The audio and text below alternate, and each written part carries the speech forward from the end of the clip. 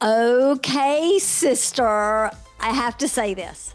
Last week was one of those episodes that I had been looking forward to recording since we started this podcast. And it was so much fun going through it with you. Tom Cruise, I've said it before and I'll say it again. People can say what they want about him and his kooky beliefs and some of the things he does, but I'm just going to say this. I love to watch that man on the big screen. Not so much now because I'm not into action movies, but you give me a movie from the 90s or 80s with Tom Cruise in it, and I'm sold. What about you? Even now, if he came out with something that wasn't action. Yeah, if it wasn't all of that, like jumping out of airplanes and boats and cars and all of that. I love watching him on screen. And it's interesting. A couple of things about him real quick. Number one, he's fine. And, it's funny because if we weren't living in the time period that we are, where we have access to information about famous people, we probably wouldn't know a lot of what we know about him. That's true. And if it would have been in the golden age of Hollywood, he would have just been a movie star, right? Right. But we do have access. So I really, in my brain, have to separate the film star from the person. Yeah. Because I know there's some stuff there. I would give my right arm if Katie Holmes would write a tell-all. Or Nicole Kidman, either one of them. But they are contractually bound. I know, but I think I would rather Katie Holmes. Yeah, I would take either one, and I'd buy it and I'd read it cover to cover. She really, having the baby and all that, Yeah. Well, and she had a crush on him for a long time. She loved him. Yeah. So, yeah. But what I think is interesting too about her situation is she left the marriage with Surrey. Yeah. And Nicole didn't. Right. That's true. That's why I want the tell-all from Katie. Yeah. Well, let's see if any of our real fans have connections out there. Oh my gosh. Nobody does. Tell-all. I know. They are so isolated. They would get. Well, we are in season 2. We launched it last week, and this is episode 2, and it's all about, sister, a forgotten birthday, a high school crush, and a whole lot of, a lack of, I should say, political correctness. There might be some storytelling here that feels very awkward. Would you agree? I think it depends on the perspective. So I think we just flagged that this was a John Hughes movie that is very much living in the time it was created. Yeah. And I'm not judging the right or wrong. I am just here to tell the tale of 16 Candles. And there are some I do think there's some truth in this movie about the time that the movie took place. So we're going to tell it as it is. All right. Well, here we go. I'm Amanda. And I'm Missy. And this is Real Sisters Rewind. Join us as we go back to the 80s. Hey, y'all. Welcome back to Real Sisters Rewind, back to the 80s. If you're new here, I'm Missy, and I'm here with my little sister, Amanda. We're two sisters who grew up on these movies, and we just can't get enough of rewatching the best of the 80s. That's right. And if you're loving the rewind as much as we are, we'd love it if you left us a 5-star review wherever you listen. We're sending out Real Sister stickers. It's always tricky to say. It is tricky to say. For reviews. So snap a pic of yours and email it to hello@realsistersrewind.com, and we'll take care of the rest. That's right. Those reviews, those ratings, they really do help. And it means a lot to hear from people who love the movies as much as we do. We're kindred spirits. That's right. And also follow us on socials. That helps as well. And interact and comment with us there. And that helps get the word out also. All right, light the candles and cut the cake. Today we're rewinding back to 1984 for 16 Candles. Okay, so this movie came out May 4th, 1984 in the United States. And I do want to just flag something. I was going to say earlier, but we can also plug it here. We are doing this today, just us. We don't have a guest, but this is one that a lot of people were interested in. Yes, we couldn't choose. We couldn't choose. So I just hope that our friends that wanted to join in on this get in on the fun listening this week, because we had a lot of requests for this movie. Yeah, and share some stuff with us on social, because there's some funny memes and things out there about 16 Candles. For sure. So like I said, May 4th, 1984. So Missy, you would have been you were 15? Yes, I was 15 and I would have been turning 6. I did turn 16 that July. And so you were, and I was pretty close. 7. Well, I didn't think about it at the time, or maybe I did and I don't remember, but I turned 16 that year, a few months after it came out. And I do remember 16th birthdays were a big deal. They still are now. I know you've done some things for both of your girls. Y'all did a big sweet 16 birthday party. I threw Dana, my best friend, a sweet 16 birthday party, a surprise, a gift that we laugh about even today, because I wanted her to have something special. And it was like a gold rose charm. Oh gosh, I don't know. I just wanted it to be something special for her. I guess she was my first person that I was really close to that was turning sweet 16. And so I told her we were going to dinner at Jimmy Fawn's. Shout out to anyone from Hattiesburg who remembers Jimmy Fawn's restaurant. And we got almost to the place, and I turned around and said, "Oh, I forgot something." So we turned around and went back, and I don't remember exactly the, decoy that I used, but we went back and there was a surprise party at the house. You were probably there. You probably don't remember. I was just about to ask, well, first of all, where was Jimmy Fawn's? Because I don't really remember. Okay, so you know where USM is? They're on the corner of Hardy Street and 49. Yeah. Jimmy Fawn's was across the street from it, but facing kind of where Cuco's was. Uh-huh. And just up from like Old Time Donuts and stuff in Hattiesburg. And it was Daddy's favorite restaurant. It's the one that we would go drive through a lot of times, and we'd get like steak and king crab claws and it stuff. had that good sauce. Yeah. Yes. So, but here is why I wanted to know that, because if you were almost to Jimmy Fawn's and had to I don't turn think around to go all the way home. I had to do something to get her out of the house and give people time to get there. And so maybe I did, but you know what? Thinking about it, that probably was like a 25-minute ride. That was a long way. We were in the country, sister. But I didn't myself have a sweet 16th birthday party. I remember I just didn't really want one. Did parents help coordinate this, or was this just you? I'm sure Mom helped with getting some food together and stuff, but it was pretty much me. We were probably on a trip for your birthday. Probably so.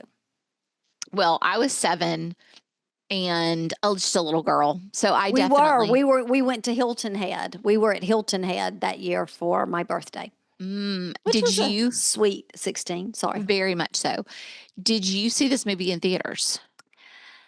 I honestly can't remember. I think I did, because I just remember seeing Long Duck Dong on the screen and him falling down, which I know we'll get to, but that's what I remember. And I had to have seen it on the big screen, but I don't remember who I was with or what that was like. It wasn't all right, we're all turning 16. Let's go to the theater. But I do think I saw it at the theater. All right. Now I'm going to hush talking. You talk about your first time you saw it and anything you want to talk about a sweet 16 birthday.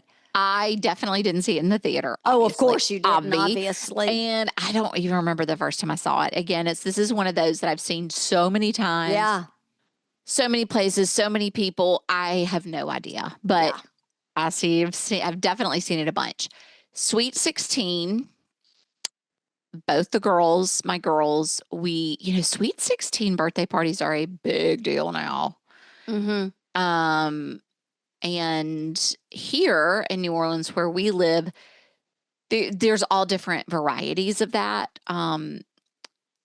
Anyway, so we hosted ours here at our house, and it was a lot of fun. And it was like, I don't know, like it was nice. It was at our house, but they had all the friends they wanted to invite. We themed it out for, both of them had different ideas of what they wanted. And it was so fun. And yeah, you don't do that with boys. No. And it's funny because when I was trying to watch the movie and think about them turning 16 compared to the kids in this movie and Molly Ringwald's character, Sam. I don't know. It was just funny. They seemed younger. They seemed younger to me. Yeah. Than her in some ways, but then in some ways not. So I don't know. Well, it was fun to think about though. Well, let's go into our pop culture spotlight for the week. Amanda, the number one song on American Top 40 was Against All Odds. Oh my gosh, how does that song go? How can you just walk away from me? That when song. All I can do is watch you leave. And it was a great movie in the 80s, too. It was the theme song of the movie Against All Odds, which I really do want us to do. Oh, yeah. Bill, wait, that song was so good and so dramatic. Yes. Well, a lot of Phil Collins' music is kind of dramatic. Right? Yes. He's great music. It definitely is iconic music of the time. A song that was just behind it and it actually took over the number one spot, I believe the next week, was Lionel Richie's Hello. No. Oh, yeah. Okay. But I have to say one other thing about music, and then we can move on to something else. But there was another movie and song coming out that would be one for the ages as well. Not the movie so much, but the song that was released a couple of weeks later. What? When Doves Cry. Oh. Was that in Purple Rain? Yes. It is too politically incorrect. Oh, yeah. And plus, I don't even want to watch Purple Rain. Yeah, no, I don't either. But let me just say, I've got a couple things to say about this music. Okay. Number one, Hello, it was like that. I feel like it was like one of those songs that was like an anthem of my childhood, because talk about dramatic. That is the song. The video, do you remember the video of them like using the clay head and they were like forming the clay head? And I think like the star of the video. I do not remember that. The star of the video was like blind and like forming clay, and the clay was like in Lionel Richie's face and hair. Okay, no. Okay, but what I was going to say about video was I made my own videos to this song. Oh, did you? I don't remember this. If I was in the car, backseat of the Lincoln, the yellow Lincoln. Yeah. Just give me a little drizzle on the windows and play this song on the radio, and I am making a 100% video in the back of that car. You're pretending like you are. Yeah, with my following the drops of rain down the window. Hello. That is so funny. Is it me you're looking for? Oh my gosh, I loved that song so much. But When Doves Cry, I also loved. But this song, when it would come on Night Tracks, I would cover my eyes, because that's the one where he would get out of the bathtub and it would like cut off like right before you got Yeah. a sneak peek. Yeah. I would always cover my eyes because I thought it was just going to not stop. But I will say, I just have to say this really quick. The movie, I have no, don't want to watch, no motivation to watch, but that whole entire album is perfection. Great music. It really is. That is one that I just can play through the whole album and just it's. And there are some of the songs that are inappropriate, but Sure, you but love it's still it's still a great album. melody. Yeah. Yeah. Great album. And let's see what's going on with TV. Oh, in TV, this is an interesting little change. So remember I was talking about last time how it was like Cosby Show at the top, but like the nighttime soap operas were down at like number 10. This time. Well, this is 2 years earlier too. I know. And you told me that. You were like, well, they'd been, well, now 2 years earlier, Dynasty and Dallas are at the top. Yeah. Cosby Show is in third place. So that is kind of interesting because you were right. I was like, man, it's kind of surprising to me that these are so far down the list. But you were like, yeah, I think they were kind of like beginning to fade out a little bit. Yeah, maybe not as popular because the Cosby Show was at the top. There was something else that I was surprised about. Well, it was Who's the Boss, and I don't see it on our top 10 at all. I loved that show. I did too. It was a great show. Me too. Oh, she was hysterical. Okay, so on People Magazine, oh boy, we've talked about. I'm gonna make you guess. So we've talked about Lionel Richie. We've talked about Prince. With that in mind of the time, who do you think was on the cover of People? Okay, so it's going to be one of two people. Okay. And I'm not sure because I get my years kind of fuzzy at this time. Okay. But it's going to either be Madonna or Michael Jackson. Michael Jackson. Ooh. Michael Jackson. It's the Jackson tour. It's got a picture of the old boy, all the brothers, and it's into a Thriller Plus, an exclusive look at the new LP, and he's holding up the tickets with the rhinestone glove. And sister, we had one of those tickets to go to the Thriller concert. I was about to say, is this the concert we went to? It is absolutely the concert we went to. Okay, are you going to tell our real fans how this came about? Well, I think I've told it before, but here's a quick lowdown. I was huge Michael Jackson fan. So were my friends. Everybody was. Everybody was, yeah. But they were going on the Victory Tour. I said Thriller Tour, but I meant Victory Tour. And we, our local radio station was giving away tickets to go to Dallas to the Victory Tour. And that was Y104, by the way. That was Y104. And they were going to, there were two teams that were going to win. You had to have a team. The first team got 6 tickets, and they also got $104 cash because they were Y104. And then the second group got the 6 tickets. But the way you won the tickets is by collecting Pepsi cans. So I asked Mom. But was it just Pepsi cans? I feel like we just picked up. No, it had to be Pepsi products. Had to be Pepsi products.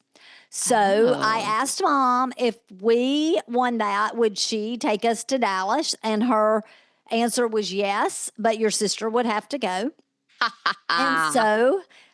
you're welcome, sister. You probably didn't like that very much. No, it was fine. Dana and I had a couple of friends we were hanging out with that summer, Julie and Ginger. And so it was going to be Julie, Ginger, Dana, me, you, and Mom, if we won. But Mom said she didn't think for a heartbeat that I would be like out on the side of the road picking up cans, which I wasn't, right? Like but it was around like the 4th of July time. And so we went out to like Paul B. Johnson State Park and we were getting things there. But really what put us over the top is we went to the... Shout out to Paul B. Johnson. Shout out to Paul B. Johnson State Park. But we went to the recycling plant and they have mounds and mounds, not even mounds, mountains of cans And we got up all in those canned mountains and found those Pepsi products. When we went for the weigh-in, you literally had to take your cans to weigh in. It was a big event in Hattiesburg.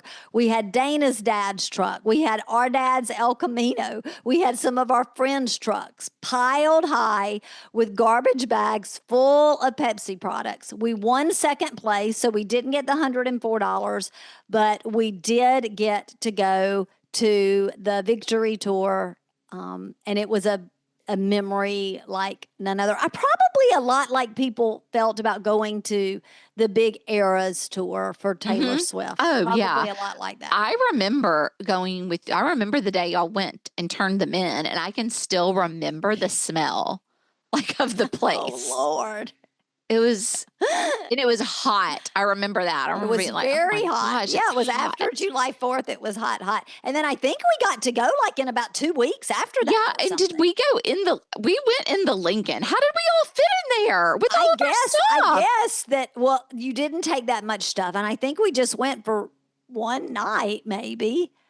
And No, it had to be two. No, it had to be two. I don't think so. I think we drove over that day. It was I think Dallas was about maybe 5-6 hours from Hattiesburg. I don't know. We'll have to look. No, it's like 8. Okay, so maybe we stayed 2 nights. But regardless, we went, we enjoyed, and we came home. Bless Amazing. Mom's heart, too. God love her that she did that for us. And we dressed like punk rockers, and we were at this fancy hotel because Daddy didn't want us to stay somewhere unsafe. And I mean, we weren't even into punk rock. We just thought that would be a cute way to dress for the concert. And Mom said she felt like she looked like a madam coming down the elevator with all of us in our turquoise but I think y'all colors. looked cute. I think y'all looked like 80s, really just like cute 80s girls. We were totally 80s girls. So there you go. There's that memory. So fun. So fun.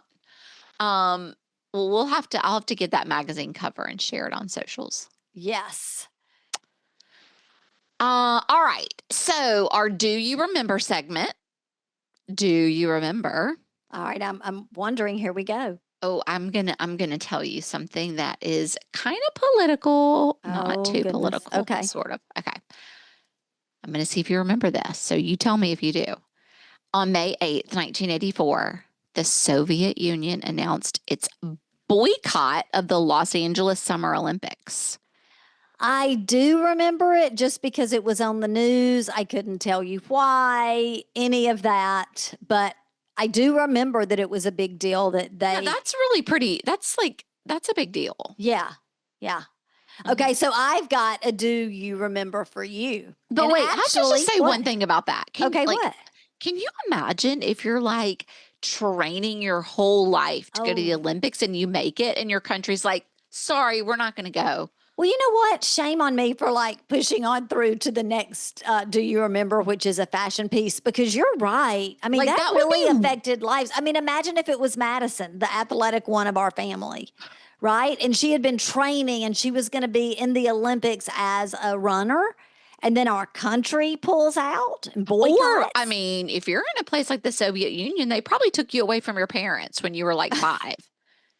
And they're like, and I don't even get to go. Yeah, that's sad. That is awful.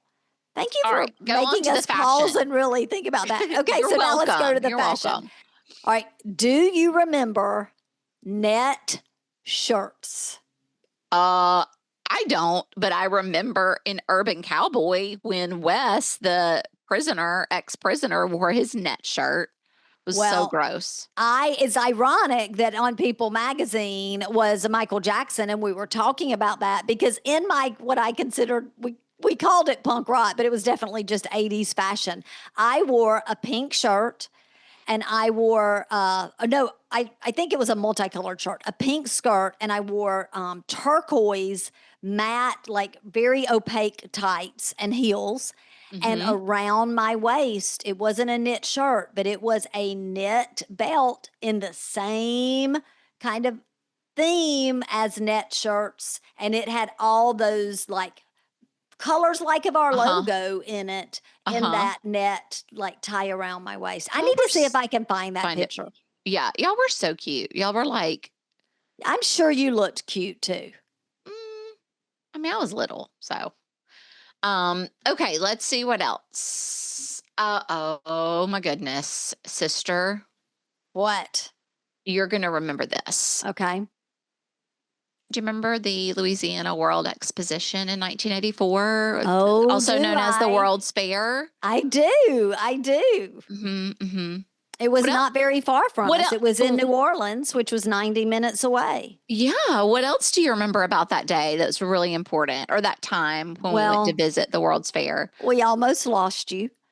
I almost died. You did almost die that day. I mean, you didn't almost die, but you came close to a point where you could have died. Oh, well, I would have died. Yeah, probably. So, do you want to tell the Yeah, story since I told the Michael Jackson story? So Okay. Missy and Dana It's always, I know. they I were know. always harassing me. And so at the World's Fair 1904, so we said I was 7. I'm trying to think when I went. I thought I was younger than that. I thought I maybe was 6, but No. okay.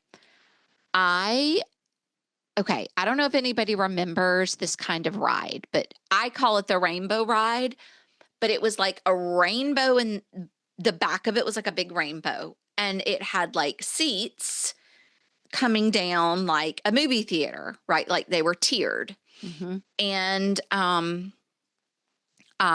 when we were I think we were like the only people on the ride. We got there as the park opened, and we went we got on it. Well, Yes. it had rained, so it was a little wet on the ride, and each seat was an individual seat with a little not really like a tight buckle. It was just like a little rubber latch that went over the front. But it wasn't actually, tight. Amanda, each seat would put 2 people in there.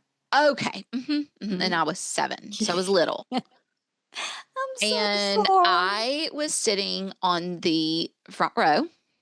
So in front of me was like the bars, like metal bars. And the reason I was sitting on the front row is because Missy nor Dana would sit with me or let me sit with them. So It sounds horrible, but we didn't mean for it to be. We were just like besties, and we were going to ride the ride. They were like, no, just sit here. And so I sat in front of them. Honestly, thank God I did sit in front of you and didn't just sit and down you on the didn't end. like go over to the end. So you were literally right in front of us. Okay. So the ride starts, and it goes around, up and around, like in the shape of a rainbow. And then it'll go the other way, and it goes high, like up on a crane. Well, it starts just kind of going back and forth. Yeah. Back and forth. Right. And then it gets... But it's kind of jerky, and it's jerky. And so as it starts moving and being a little more jerky, I start slipping on the wet chair through the chair. And I'm like, I'm falling. I'm so scared because I'm falling off of this ride. The bars in front of me, like it's in the bars like at my body, and my feet are hanging off the ride. I am hanging off the ride. Missy is thank goodness my hair was in a ponytail. Yes. She did at least get up and grab I was screaming, stop the ride! Grabbed my ponytail, holding me by my ponytail as I'm dangling from the rainbow ride at the World's Fair. Yes. And they sorry. finally stopped it. They did stop it. But it was not very immediate. It took a moment, and I'm so sorry about that. I didn't mean to be a cool cat and put you in danger. But it was scary for you and traumatizing. I could But it also traumatized me because I also had guilt, and it scared me. So I was traumatized too. Well, I remember seeing Mom below my feet, like screaming, and I was just like, "Well, this is it." I mean, I was completely, there was nothing I could do. I just kept slipping and slipping and slipping. It was awful. We have to move on or I'm going to start crying because I do feel so bad about it. So But I have to ask you this I'm not over dramatizing it, I don't think, am I? No, Like, you're not. You're not over dramatizing. Yeah, That's it was what I'm pretty saying. scary. I have tears in my eyes. Like it scared the bejesus out of me. It was horrible. And you know what? I probably got over it pretty quickly and treated you sweet the first part of the day. And then Dana and I became cool cat teenagers again. And I'm sorry if that happened as well. So All right, it'll be yes, interesting to see if any of our real fans remember any of those topics. Do you remembers? That's right. Do you remember? But I say let's move on to our movie, which do it. was written and directed. As a matter of fact, it was his screenwriting and directorial debut of John Hughes. Woohoo! Yes. Man of the 80s. Man of the 80s and the films we loved. And of all the films that Molly Ringwald made with John Hughes, she is quoted as saying that she had the most fun on 16 Candles. I believe it. I enjoyed her in this more than I think any other of the 80s movies. Yeah. I really like her in this movie. Yeah, me too. So who are some people that starred in the movie? Let's talk about some of them because there were some great stars in this movie that we see in many others. That's right. Of course, we have Molly Ringwald. She plays Samantha, and they call her Sam Baker. And he actually wrote this role specifically for her, or not for her, but with her in mind after seeing her headshot. It's almost like a muse. Mm-hmm. And he's, we've talked about him saying that about her before in interviews. So this is interesting too. We have Anthony Michael Hall, who I love in this movie He's a much. hoot. Love him. This performance got him into several other John Hughes films, as we know, Breakfast Club as well, which he was also really, really great at. But something I want to say about this is that I just want to go ahead and flag this so everybody knows for the rest of the time. Okay. He doesn't have an actual name in the movie. Like not even like credited. He's just the geek.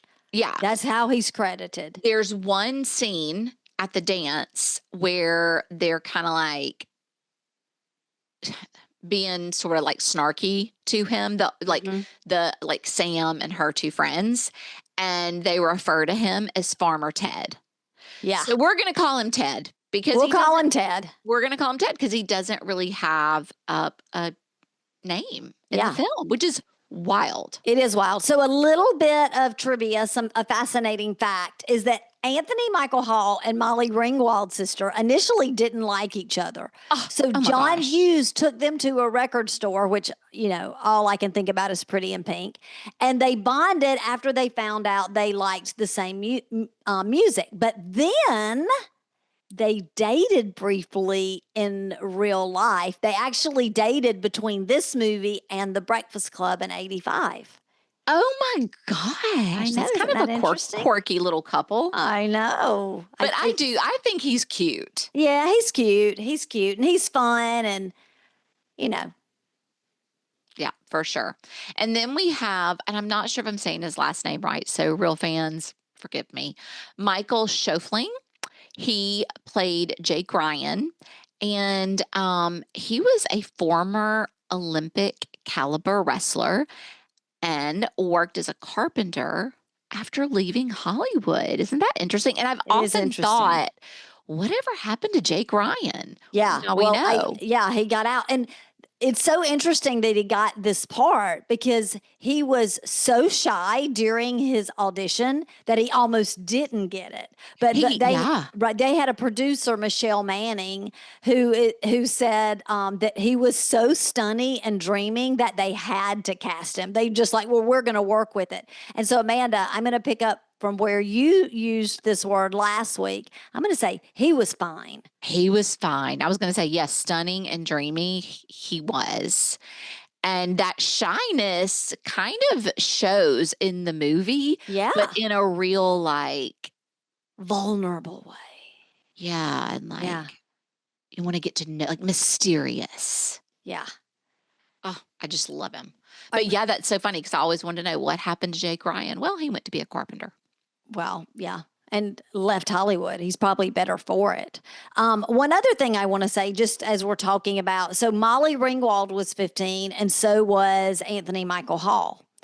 But Michael Schofling, which it sounded like you said it right, was 23. Oh, I could see that. He did look older. He did look older. And then some of the other characters were in their 20s and even approaching 30. But 15 is pretty young to be partnered with someone who is a love interest in the movie that's that much older. Like, I don't know. Or maybe it's just all the talk in world today about, But you have to think, too, they weren't really together in the movie that much. Yeah, that's true. They didn't interact very much. But, I mean, it's just a 23-year-old man, and you're talking about, like, this 15-year-old's panties and stuff. I don't know. It's just interesting to me. So, yeah, I just wanted to say that. For sure. Any other notable people in this one? Well, I think definitely John and Joan Cusack, right? They are both in this film. It's one of their earlier roles, and they were they're amazing in everything they do. And remembered that Joan Cusack was on it, but when they're in the bus scene at one of the very first scenes of the movie, in the back of the bus, I told Chris, I was like, I think that's John Cusack. Like, I think I'm spotting somebody before they're famous. He said, he's in this movie. I was like, oh, yeah. He's one of the geek guys, too. Yeah, he's one of the geek guys. And he actually got that role because when John Hughes had picked Anthony Michael Hall, rather than doing a cattle call of teen actors, he was just like, bring some of your buddies. And so John Cusack was one of Anthony Michael Hall's buddies. And so John Cusack might owe a big debt of his career to right. Maybe. Well, speaking of geeks, Joan Cusack plays a geek in this too. Yeah, she's so great in everything she does. Yes, I know. But I mean, she's full on, bless her heart, she's got, when we think of back during that time, the headgear, with their braces, and she's just super awkward, but she makes it so funny. Yes. Like and you don't, like, I don't feel bad about laughing at it because she's making it funny. Like she's really funny. Like when she goes to the water fountain and she's like, oh, and she can't get the water. I know. Because of her headgear getting in the way. Okay. So this was rated R. But after some edits and appeals, it was finally released with a PG rating, which kind of surprises me because there's. Yeah, but it was pre the PG-13. I know. It couldn't right? be PG. Like, it should have been PG-13. Right. But it does surprise me that they came on down to PG. I mean, it's pretty, this is what happens though with a lot of 80s movies where I'm watching and I'm like, ooh, this is a little much. But there was, it's like, oh, it's not quite R, but it's not really, it's a little more than PG. So yeah. They cut out, they specifically, and Chris was telling me some trivia while we were watching, which I appreciated. I loved it. But they had to cut out a lot of F-bombs that had been in the movie, and they left one. Yes. And I'm not a fan. I'm not like into overly using the F-bomb and cursing, but I actually love the one that they left. Yeah. We can talk about it when we get there. Yeah, I agree. So it was definitely in our sweet spot of time, sister, an hour and 33 minutes. It was perfect. I love it when we put one of these on to rewind and it's in that sweet spot. I know. And it's actually a little bit shorter than a lot of them that are in the sweet spot are about an hour and 45. Yeah. So, okay. Box office, the budget, estimated 6.5 million.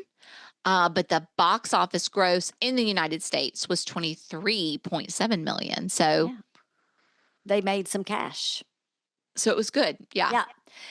It did win some awards. It was nominated for some too. But in 1985, in the Young Artist Awards, Anthony Michael Hall won Best Supporting Actor in a Motion Picture, and Molly Ringwald was nominated for Best Young Actress in a Motion Picture. I wonder when he got nominated, what they said for his character's name. Playing the geek, I guess. Y'all, it's so strange. It is strange. It is strange. Okay. So one little thing that I want to share with you is the house that was Sam's house, the Baker family's house. Right. Was also used in other films and was an actual residential home in Evanston, Illinois.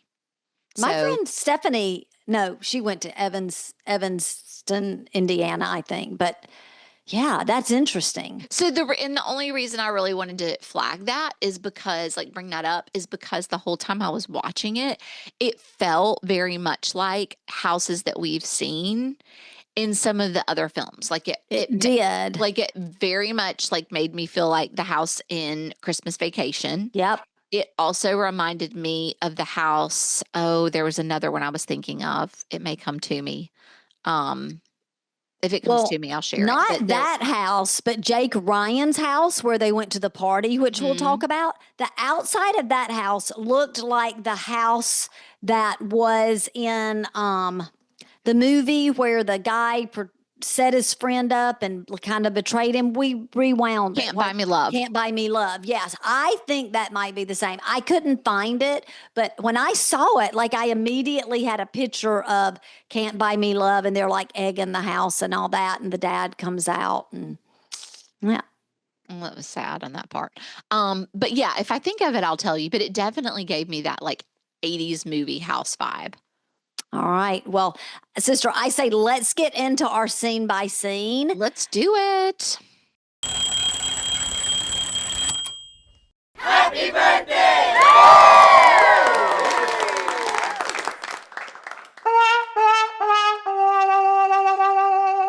All right. So we start off with Sam's waking up. We see her getting out of bed, and she's like in her bedroom that's totally teenage 80s girl. And she's so excited. She's actually on the phone, her landline phone with the twisty cord with her friend. And she's like, yeah, I haven't changed. I don't feel any different. And we know that it's her birthday. And there's a lot of excitement going on in the house, okay? Because her older sister, Jenny, is getting married that weekend. And because of that, the family's all aflutter, right? Because we've got grandparents coming in. We've got dinner with the in-laws. We've got the wedding. Like, all of these things are going on. And so Sam's like, gets dressed. She's walking out the door. And by the way, she has such an adorable 80s outfit on. She is so cute. Yes. She's really cute in this. She's got this cute little hat, and she's got this cute little like off the shoulder, like almost like sweatshirt material, but not like thick. And just this little white little top under it and little skirt. She was just so cute. Yeah. And her parents are rushing them all out the door, the two younger ones, and then her too. And she's just can't believe that nobody has anything to say to her. She's even like, you don't have anything to say to me today? And they're like, no.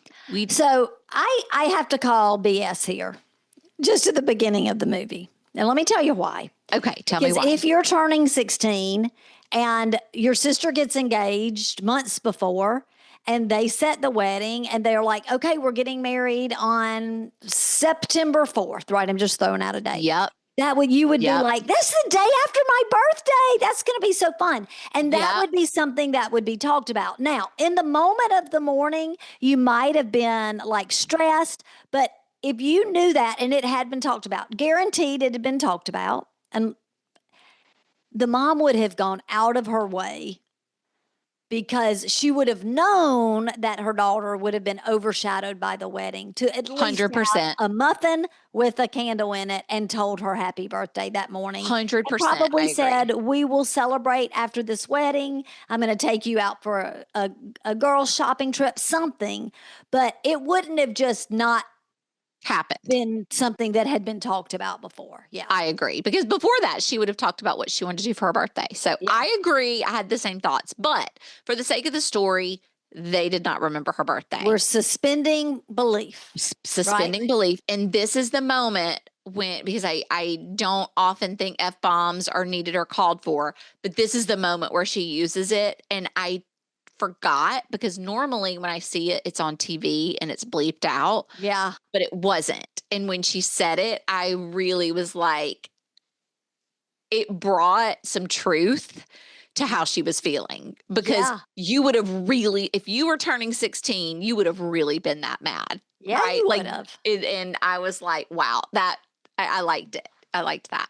I did too. And so then we see the beginning of the movie. This is where they're crediting everyone. So it starts almost with like a cold open, right? Mhm. And then it is the arrival at school. And I mean, Hughes does such a great job with these type of like sequences, because you see like people holding hands and walking into the school and walking up the steps and friends and closing the car and blowing a big bubble and hands in pockets and just all of these The things things, leading up to school. And you mentioned the house. That is the same high school where they filmed Risky Business and Weird Science. Oh, Yeah, it is. So I just had to say, like, I loved the vibe of that opening sequence to the movie. Yeah, he does a great job with that. He also does a nice job when he's doing those sort of sequences, showing like different groups of kids and cliques and, you know, what high school looked like at that time. I really love that. He really captures that well. Okay, so we cut to, now we're in class and it's study hall, and Sam gets a note passed to her. And it is a quiz about asking her questions about, I'll just about about her sexuality, About promiscuous things that a nosy friend would want to know. It would be, I mean, it would be like a quiz, a silly. Yeah, just like it's from her girlfriend, and she's supposed to pass it to her other girlfriend. Almost like, would you ever kind of questions, or who would you ever, right? But it's like, not something you would want anybody other than your friend to see. No. So but just if you think about it, Amanda, when we used to pass notes to each, and I'm guessing y'all did it in high school too. We did, and we had the fancy way to fold it. You would say things in those notes that, by golly, you would wonder, like, why did I write that down? Oh, that's just what I was just about to say. I was just about to say that, like, we lived on the edge. Like, it's baffling to me as I think back, the things we, like you said, that we would write in those notes and just trust, give it to someone. And I mean, look, it's a different world now. And yes, things can be screenshot and sent and it's terrible. But I mean, a note like that gets in the wrong hands and. Yeah. And not only would you slip it to your friend, you might also say, hey, would you give this to so-and-so at PE class? And you'd give someone a handwritten note with things that you probably didn't want them to read. Yeah. All right. So anyway, back to Sam's note, Amanda. So all this to say, honestly, so she gets the note and she's passing it to her friend. She answers the questions and then she slips it to her friend behind her. But when she drops it thinking it's going to land on the friend's desk, but it doesn't. It lands on the floor. And so And there was a very important question in there, wasn't there was about a boy, and she answered Jake Ryan. Yes. Well, guess who intercepts the note from the floor?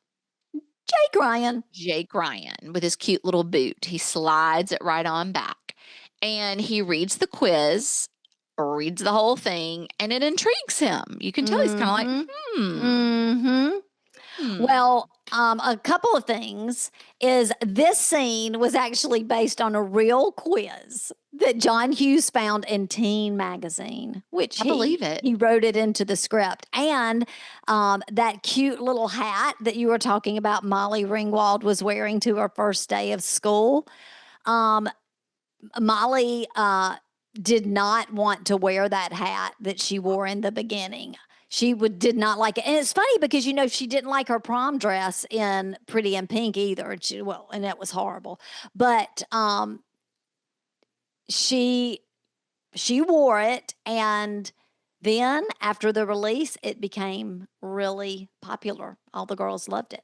I loved it. I thought it was so cute.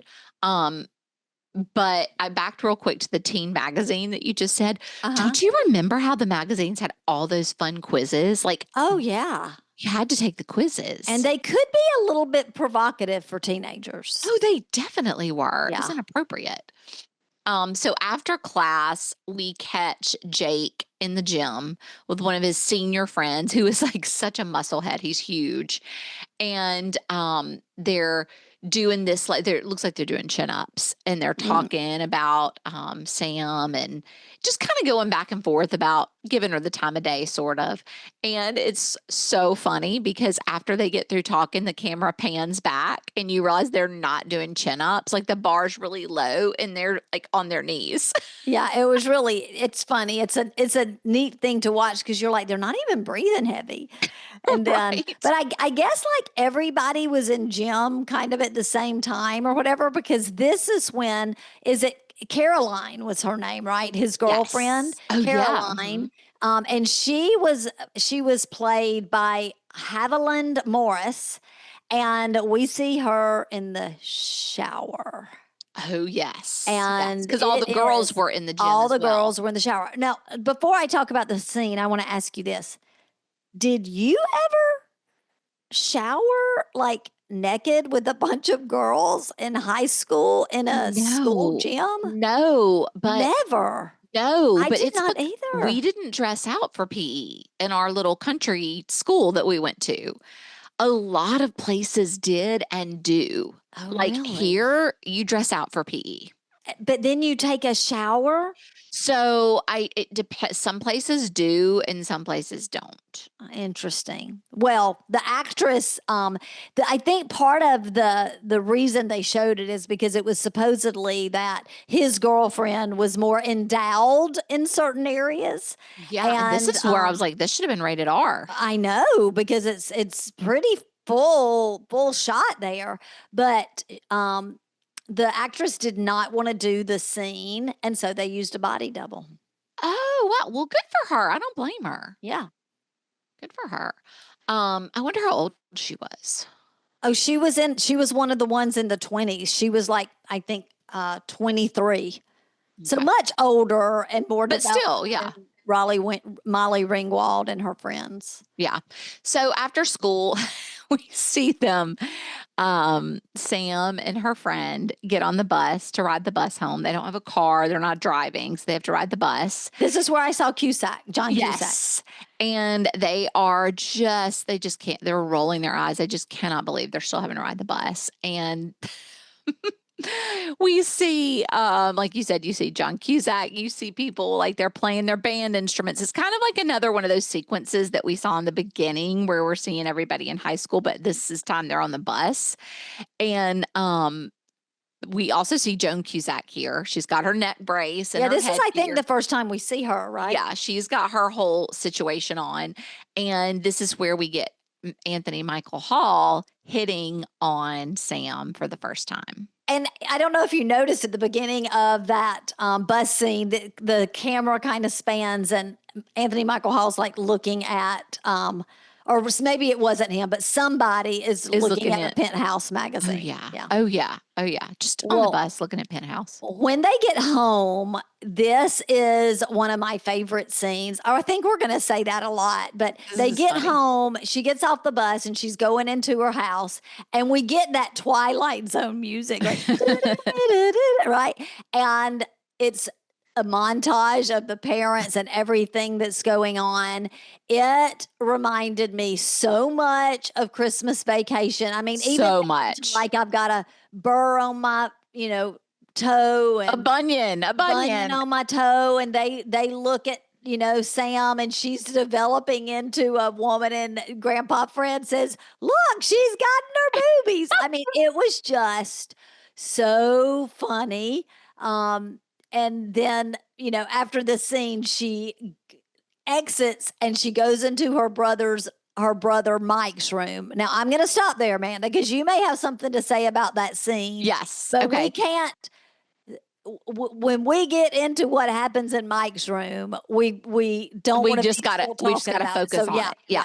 So when she gets home and she goes upstairs, and this is something that also reminded me of Christmas Vacation. Yeah, that's what I said. Very much like that. Well, I mean, this particular element is what I'm about to say. Is she goes upstairs and there's grandparents there, and like you said, the bunion, and I brought the hot water, whatever you call those things. Like where you put the water in them, those rubber things.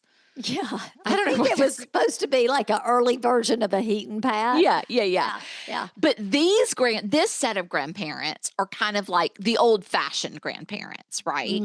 Kind of like in Christmas Vacation, you have that set of grandparents. And the eccentric ones and the more and classic. Then she runs into the other set of grandparents, and they're a little more like with the times, Yeah. And they're the ones who say, "Oh, she's gotten boobies," and that's the grandma that goes in for the grab. Oh yeah, I forgot she went in for the grab. Let's feel what they feel like.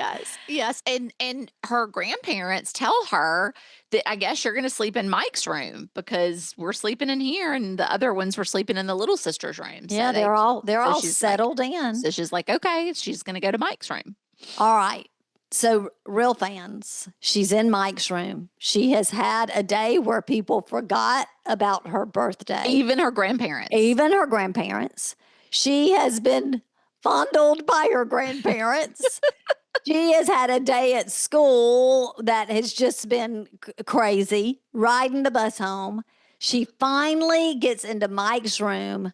She sits on the bed. She takes a deep breath like, okay, I've got a moment. And what does she hear, sister? Well, she lays back to relax for a moment. And all of a sudden, from the bunk bed on top, a head pops down. And he says, "What's happening, hot stuff?"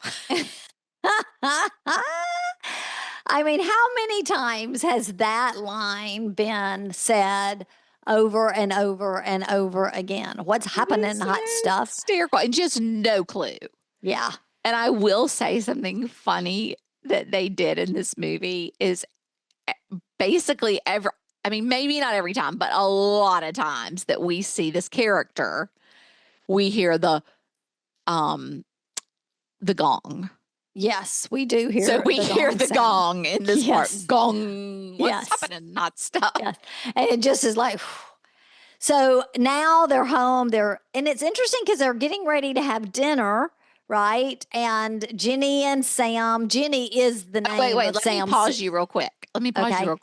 Because we see the what's happening hot stuff, but that's it. We still, she's just like, what in the world? That's what I'm saying. We just completely fade away from the scene. And all of a sudden, Sam and her sister Jenny, who's the one that's getting married, they're talking about being in love. And her sister's so condescending to her. I don't know why big sisters can do that while they're growing up, but I'm sorry to all the little sisters out there on behalf of all the big sisters who you were not ever condescending to me. Don't sit in the rainbow ride seat with me. That's condescending. But anyway, they argue. And then we move to another kind of Griswold homage, although I don't know which one came first. I think this came first. It has to be because this was his debut, we see a dinner scene. I've got some things I want to say, Amanda. What do you want to say? Well, at the dinner scene is when we do discover who What's Happening Hot Stuff is. And who is it? It is Long Duck Dong. Yep. And I'm going to back. It's right before dinner.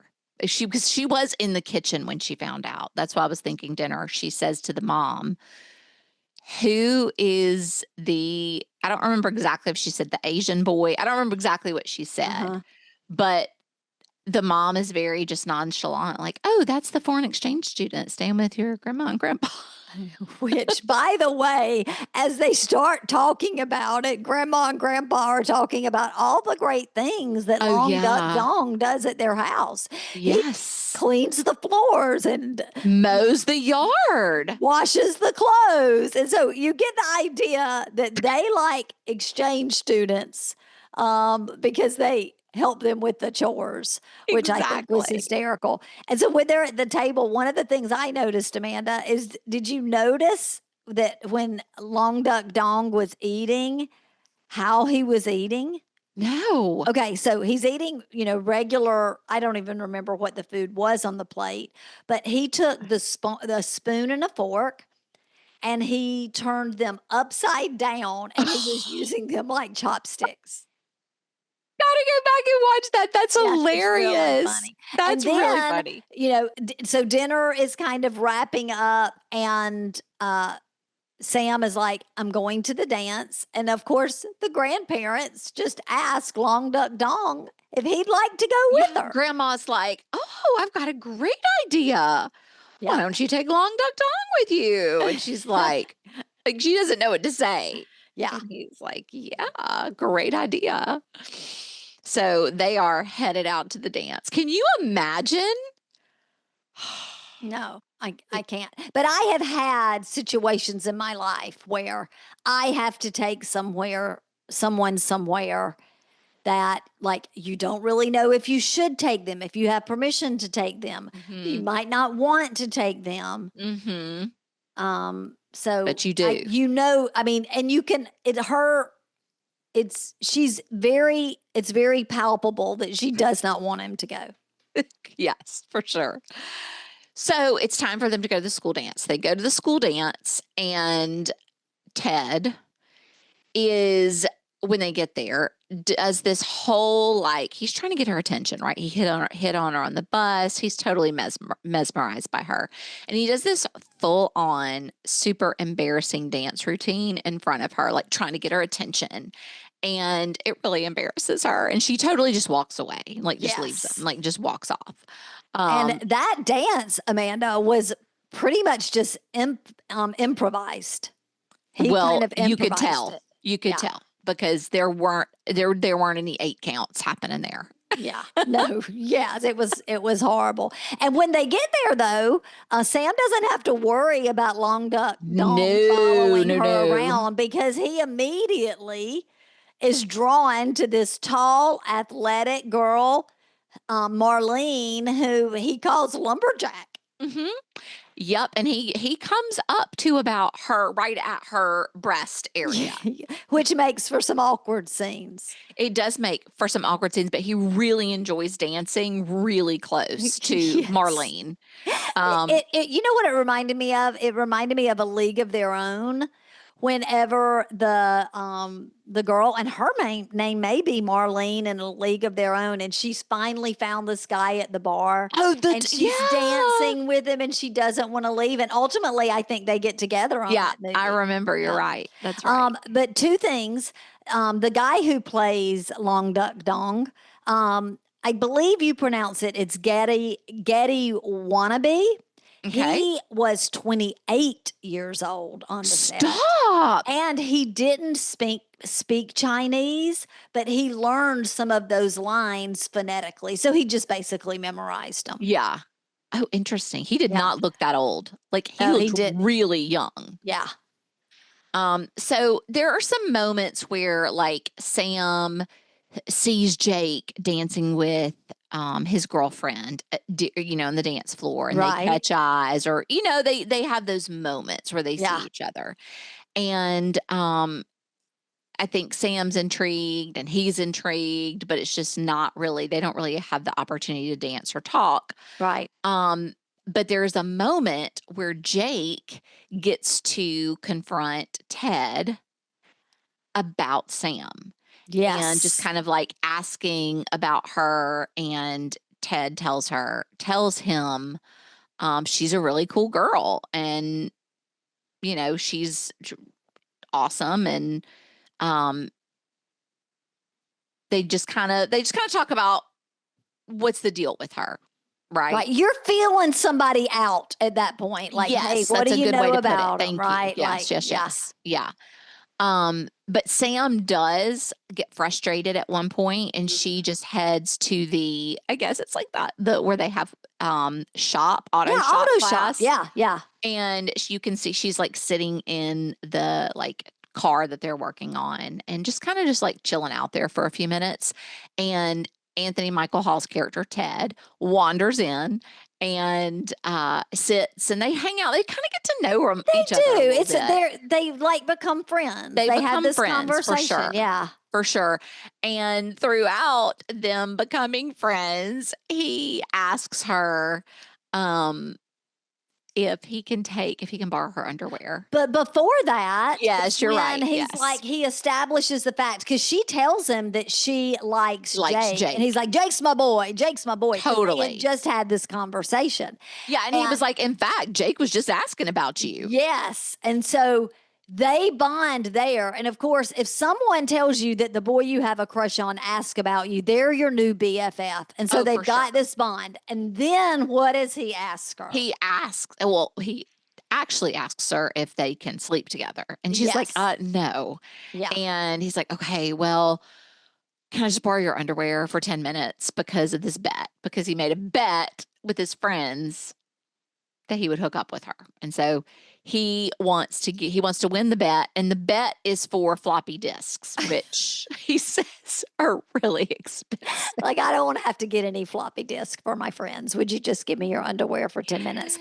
Well, here's a fascinating fact. The movie line, "Can I borrow your underpants for 10 minutes?" It was voted number 86 on the 100 greatest movie lines of. I love that. And it is it's a good line. It is. And she does. Sure. She gives Ted her underwear to help him win the bet.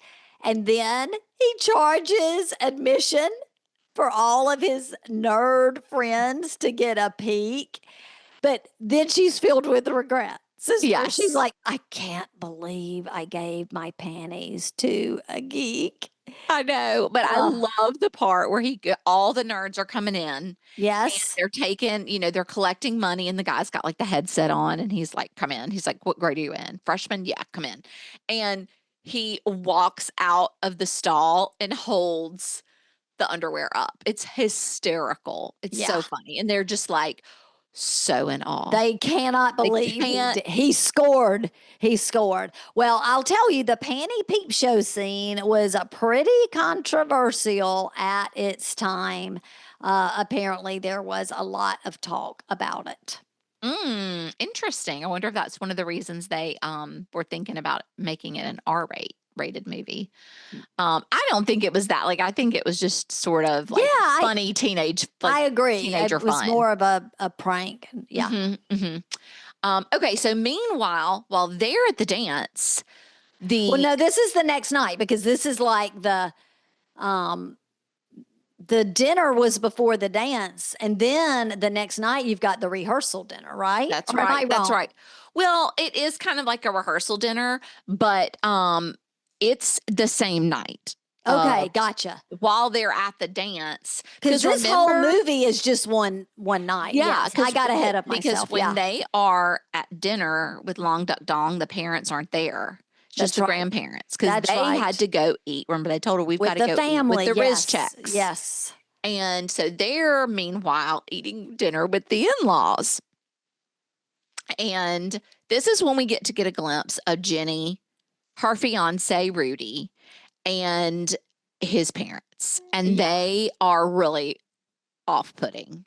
They really are. Rudy is so like repulsive and selfish, and you can just tell he's been coddled, and he's like gets whatever he wants, and he's making comments about like he's not really, he won't have to really be off the market when they get married, just, he was just gross.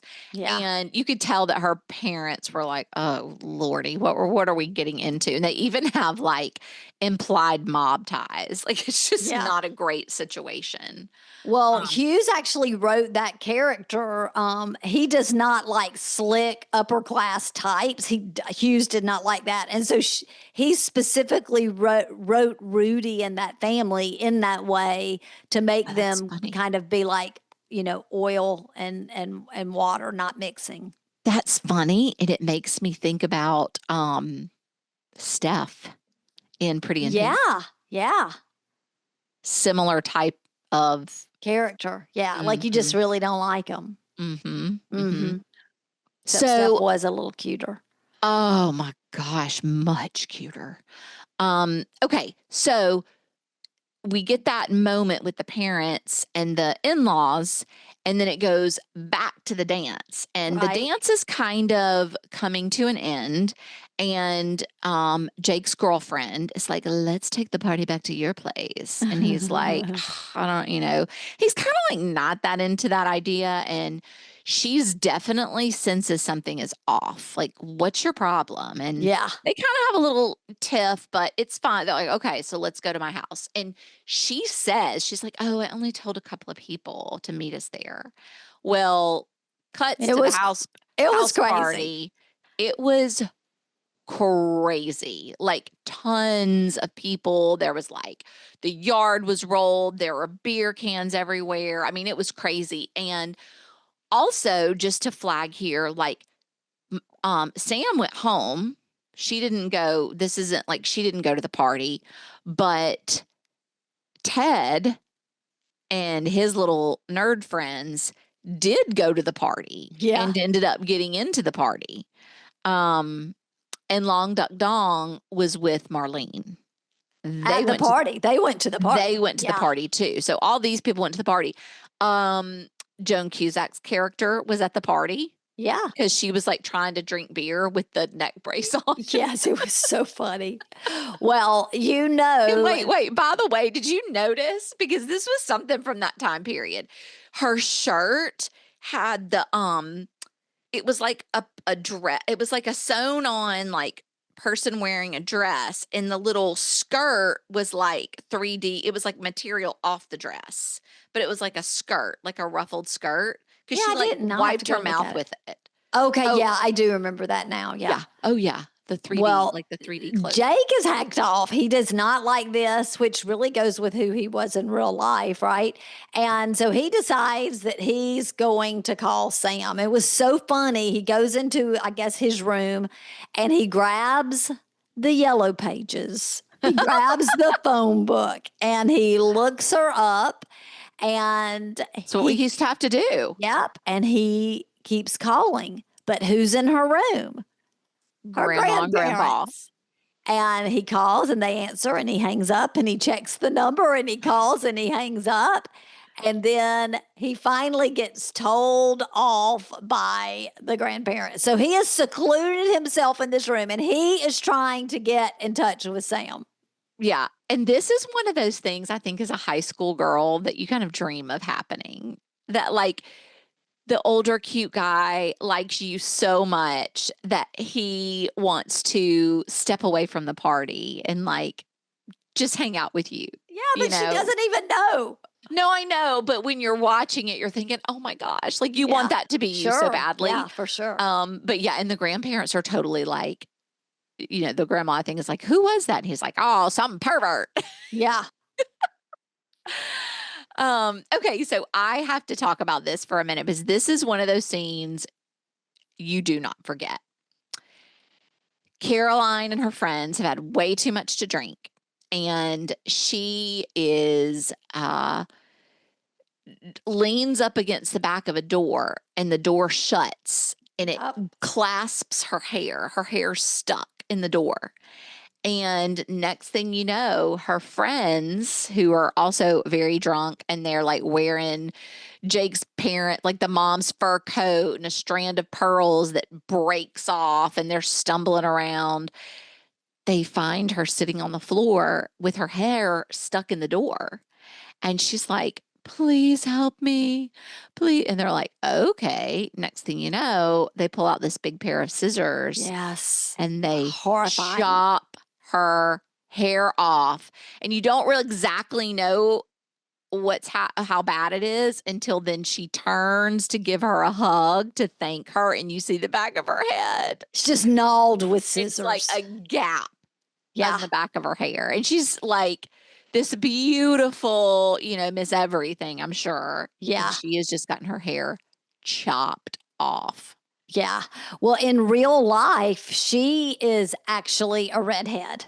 Oh. And John Hughes was not going to have it. He wasn't going to have two redheads, someone, stealing the glory from his precious Ringwald. And so he made Caroline wear a wig, a blonde wig, because he didn't want her to have the... She looked like a blonde. Like that was she a did. good look it on did her. Look good on her for sure. Mm-hmm, mm-hmm. So she gets her hair cut up, but thank goodness it's just a wig. Yeah. Well, Caroline passes out. Like I said, she's wasted. Jake's over it. He's like, he's ready to get her home and get his house cleaned up. But here's a fun fact to share with our real fans and with you, sister. The party was filmed in a real house, and it had to be cleaned and reset every night. I'm telling you, it's a house that's been in another movie. I'm telling you it has. We got to look it up. I know. Well, I tried, but I will keep looking. So all this is going on at Jake's. He is trying to get in touch with Sam, but the grandparents have told him off. And then we see Sam on her couch, and she's having a heart-to-heart with her dad. He has remembered her birthday, and he thinks she's upset about the wedding. Right. But she shares about her crush, Jake. Yeah. And it's just a really sweet little moment between her and the dad. And he apologizes for them missing her birthday. Yep. And you can just tell she's much more calm about it and understands. And it's, like I said, it's just very sweet. It is. And it was mostly improvised. So that actor, Paul Dooley, led that scene, and it was mostly improvised. Oh, wow. Well, I mean, it did seem very genuine and sweet. Yeah, it did. One of my favorite lines of the movie, and I had never thought of it this way, and he may have heard it before, or maybe it was written in the script, I don't know, but she was just talking about how bad it hurt, and he said, well, honey, that's why they call them crushes. And I had never thought about that it was so sweet. Can hurt. It was so sweet. Yeah. I think this is also the point, I could be wrong, where she realizes she doesn't know where Long Duck Dong is. I don't remember it. I didn't really realize it until the next morning, but it may be. Maybe she mentions it heart to heart with her dad.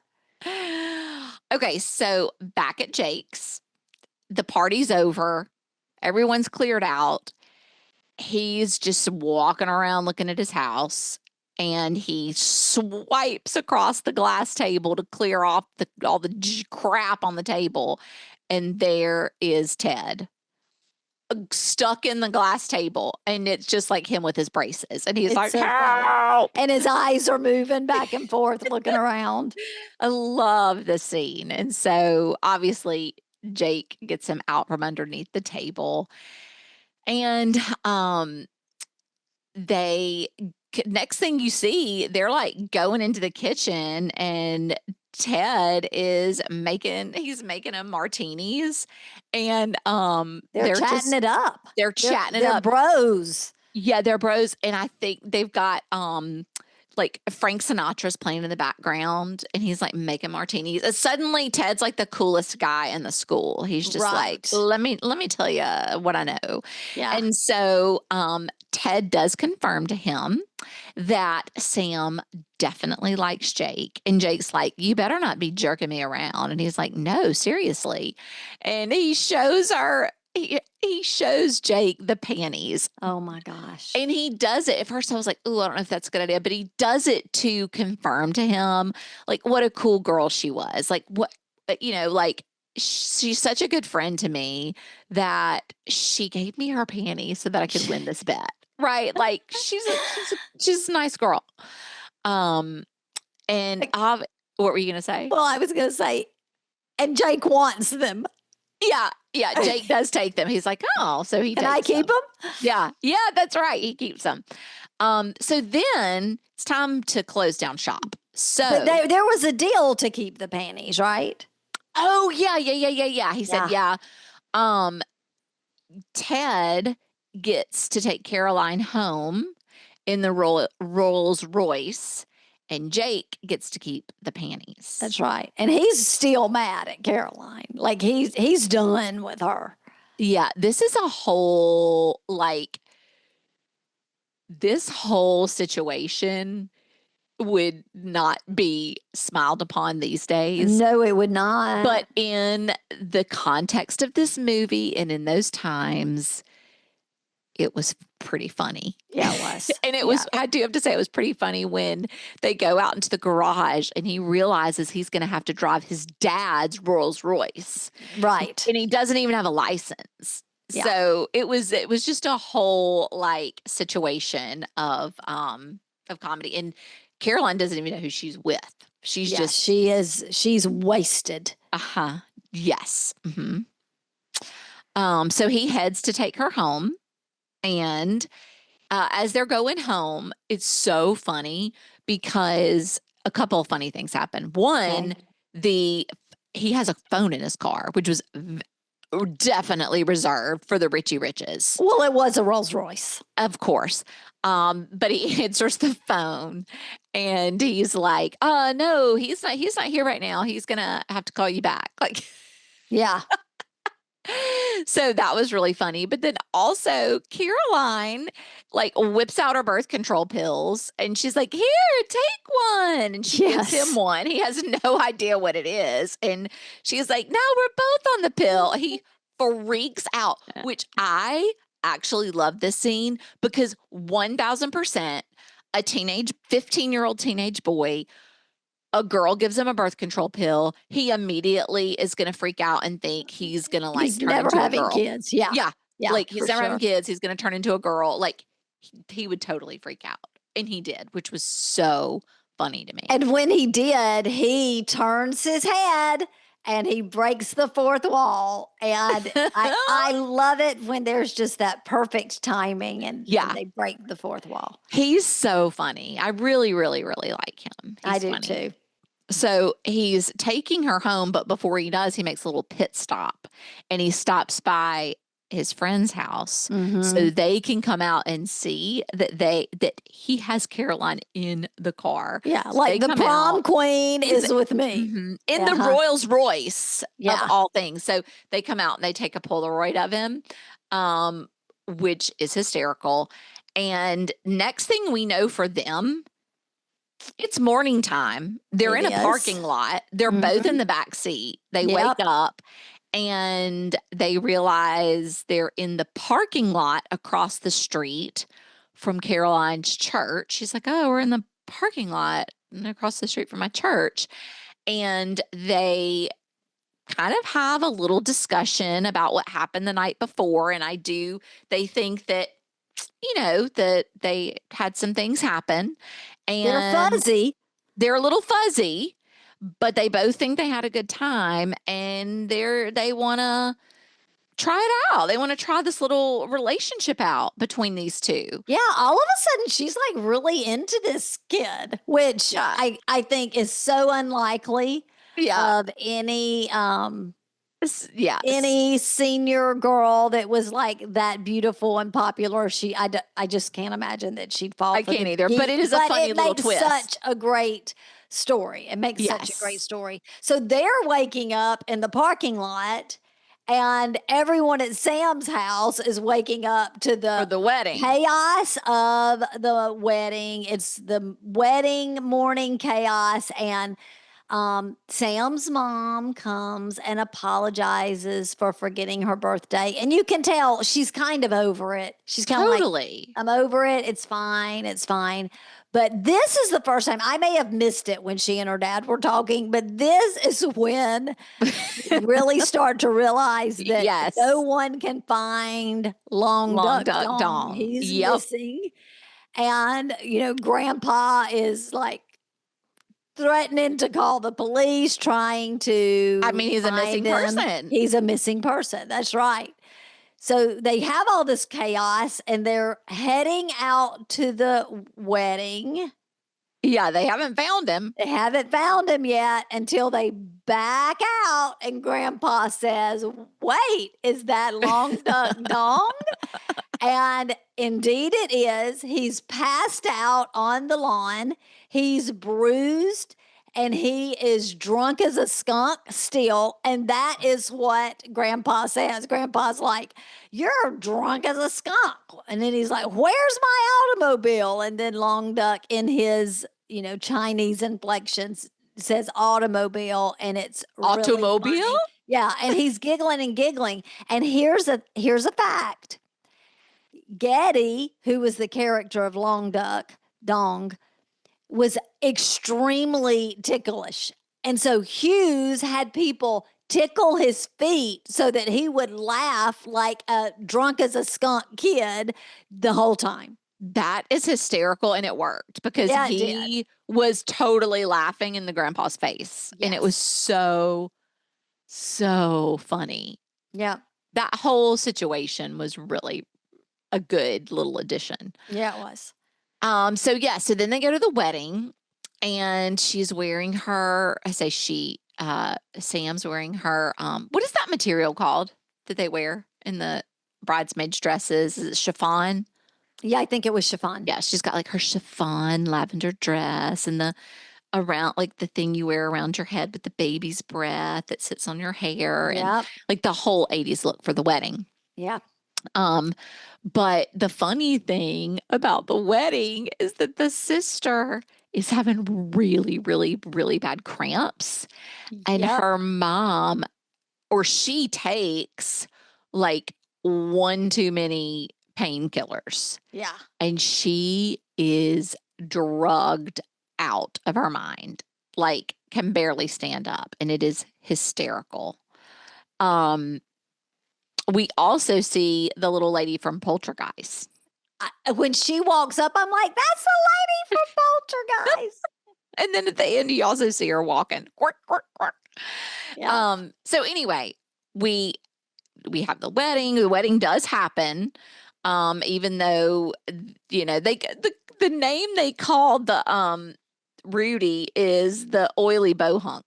That's what they say about him. They're like, "Oh, he's an oily bohunk." Well, the wedding does happen between Jenny and the oily bohunk. And yes, and it's so funny as she's walking down the aisle, she's like stumbling and talking to the crowd and falling in because of these muscle it's right. It was muscle relaxers, muscle relaxers. The same thing, though, I guess. And she's like, "Yeah, I can't feel my face," and she's just all over the place. It's hysterical. Yeah. Did you notice some stars other than the Poltergeist lady in this little scene? No. The Reverend that was marrying them was Brian Dole Murray, who is also the boss in Christmas Vacation. Oh my gosh. Yeah. Yeah. Oh my gosh, all these Christmas Vacations. I know it. It's all interconnected. Well, while they're all going to the wedding, Jake is going to find Sam.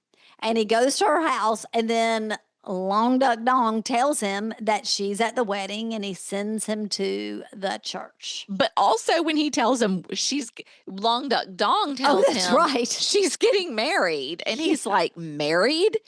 Yes. Married? I mean, it's so funny because Jake has so few lines in this movie. Yeah, he really does. This is such a great example of it. I mean, he basically is just like so little communication. Married? Yeah. He doesn't ask for more information. It's so funny. So he heads to the church to find Sam. And does he find her?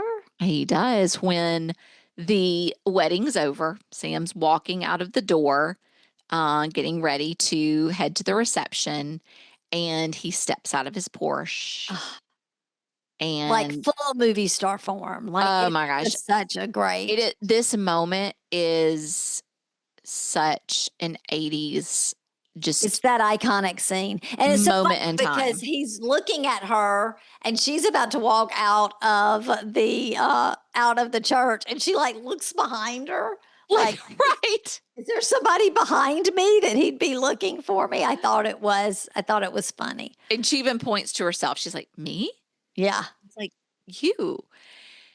And he walks up and talks to her, and it's again this just, oh man, like John Hughes just had his pulse on this generation, and not, I mean, just teenagers in general, but just the way this conversation goes down of like, do you have to go to the reception? And she's like, yeah. And he's like, well, can I call you? And then in her mind, she's changed her mind that she's not going to go to the reception. Right. So she says, no. And he's like, I can't call you. And she's like, no.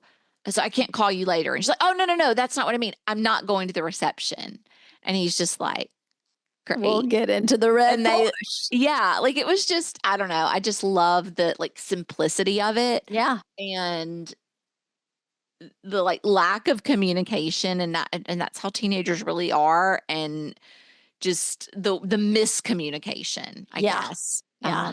That could come out of that. And so she leaves with him in his Porsche, and the dad sees her getting in the car with him, and she's like, this is the boy. It's him. Mm-hmm. And then we end with anybody who thinks about this movie, 16 this Candles. Is the scene, yeah. This is the scene you think about. They go back to Jake's house, and he sets out a cake with 16 candles. By the way, that cake was cardboard. Oh. And he says to her, make a wish. And she says, it already came true. And then you get that kiss.